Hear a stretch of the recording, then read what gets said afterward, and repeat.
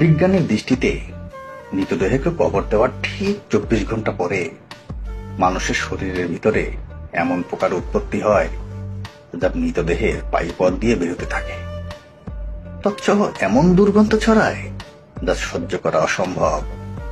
আর এই দুর্গন্ধ পোকার সমগোত্রীয় পোকাদের নিমন্ত্রণ দেয়। দুর্গন্ধ পেয়ে সমস্ত পোকামাকড় বিছিয়ে মানুষের মৃতদেহের দিকে যাত্রা শুরু করে, আর সবাই মিলে মানুষের মাংস খাওয়া শুরু করে। কবরস্থ করার 3 দিন পরে সবচেয়ে প্রথমে নাকের অবস্থা খারাপ হতে শুরু করে এবং পচন ধরে যায়। 6 দিন পরে নখ খসে পড়তে থাকে। 9 দিন পরে চুল খসে পড়া শুরু হয়। মানুষের শরীরের সমস্ত লোম ঝরে পড়ে আর পেট ফোলা শুরু হয়ে যায়।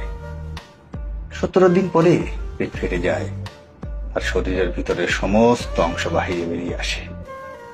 60 দিন পরে মৃতদেহের শরীরে সমস্ত মাংস শেষ হয়ে যায়। মানুষের শরীরে এক টুকরো মাংস অবশিষ্ট থাকে না। 90 দিন পরে সমস্ত হাড় একে অপরের থেকে পৃথক হয়ে যায়।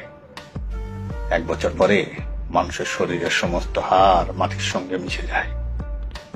আর যে মানুষের মৃতদেহ কবরস্থ করা হয়েছিল তার সমস্ত অস্তিত্ব মুছে যায়। অতএব ভাই বোনেরা বলুন, মানুষের এত অহংকার, এত আত্মগরিমা, এত হিংসা, এত বিদ্বেষ, এত লালসা, এত নাম, এত সম্মান, এত শক্তি, এত সামর্থ্য, এত ধন দৌলত, এত ক্ষমতা, এই বাদশাহী কোথায় যায়? সবকিছুই মাটিতে মিশে যায়। মানুষের অস্তিত্ব বাকি আছে। মাটি থেকে সৃষ্টি, মাটিতেই মিশে যায়।